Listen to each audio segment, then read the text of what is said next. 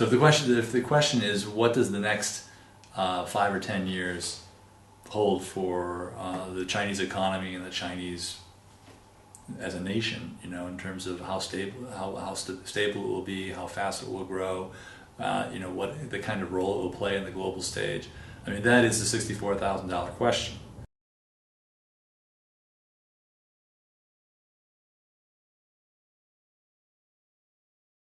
And I think to answer that question, it's important to think about the priorities first of the Communist Party in China. And I think from their perspective, there are two foundational elements to their agenda, or the two non-negotiable parts of their agenda, which is one, that they have maintained their monopoly on political power.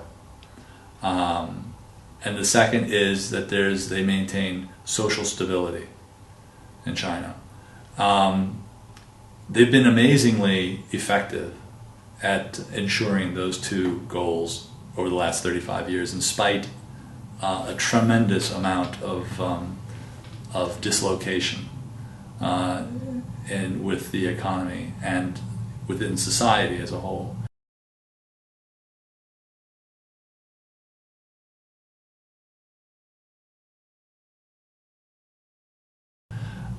The question is, going forward now that we've had this relatively easy phase of transformation, moving to the next phase, which I spoke of earlier, where there is the need to manage the transition to a more service-oriented, domestic consumption-oriented economy, where growth is necessarily going to be slower than it was the first 30 years.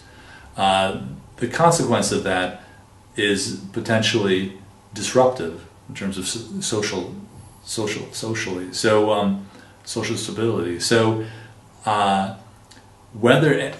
order to do that, in order to manage that transition, I think there has to be a deepening of economic reforms in China, particularly when it comes. There's a whole laundry list of reforms that are necessary: financial reform, liberalization of the foreign exchange account. But the one that I think is most important is reforming the state-owned enterprise side of the economy, which has become which has enjoyed preferential access to all kinds of resources, and most importantly financial resources, from the central government, from the local government.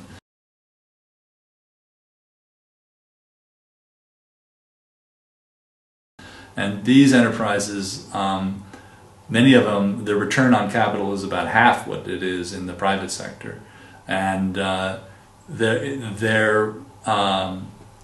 many of them are uncompetitive. Many of them are, if they were exposed to market forces, would fail or have to radically restructure. Yet that's what's necessary, because the large state sector, which is so inefficient in use of capital and uncompetitive globally and domestically, is a waste of resources, and it does not ensure a sustainable growth.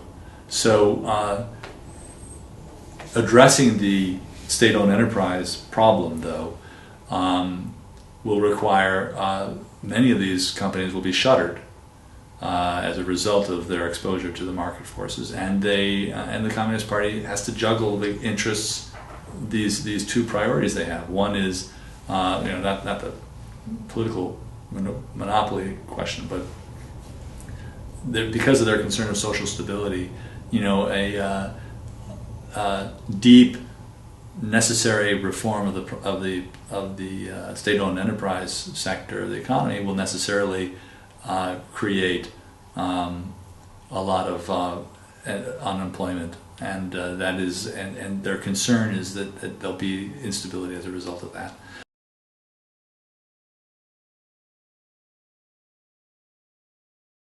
So the question is, when we're saying in order to manage this in the next 5-10 years, for China to make this transformation, these reform policies are necessary.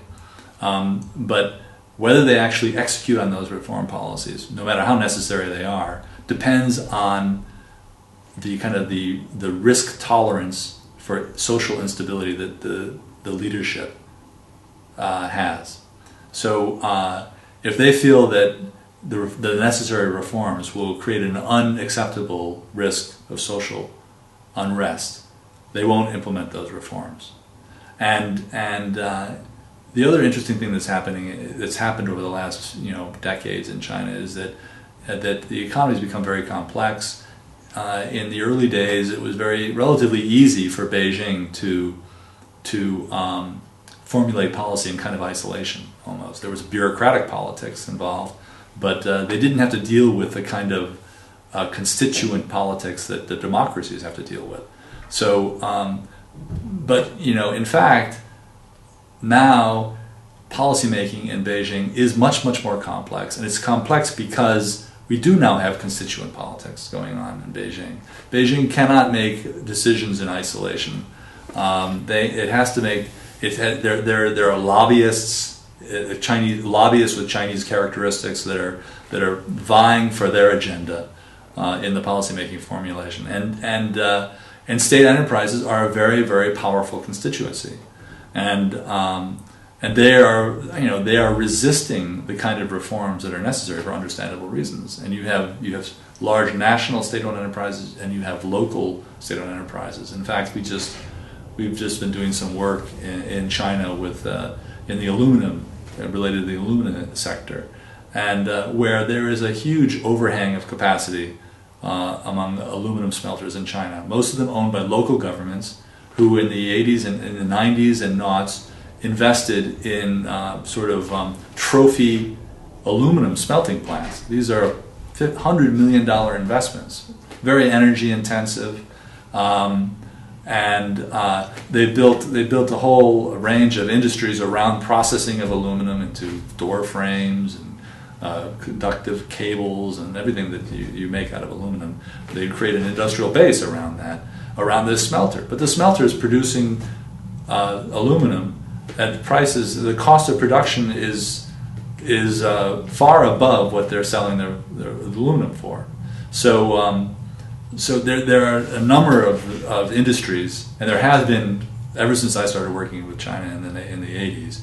We've gone through waves, and I remember in the late 80s, early 90s, there was every township was building a washing machine factory, and all of a sudden you had hundreds and hundreds of washing machine factories across the country that were supported by the local government and completely unsustainable in the market.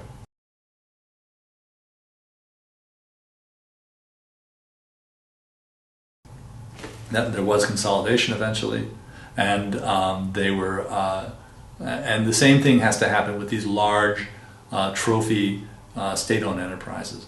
But the point I'm making is that those enterprises now are a powerful constituency defending their turf in Beijing, and for Beijing to exercise to drive through the necessary reforms to make this transition to the new economy sustainable and smooth. They need to do these kind of reforms, and it's a complicated political calculus that goes on. And so, the bottom line: do I think that they'll be successful? I still am fairly positive that in the next 5 or 10 years they will figure it out. And I think that it's always dangerous to predict on China, but I think China is here to stay, and I think the economy is developing in roughly the right direction, and that there'll be lots of bumps ahead.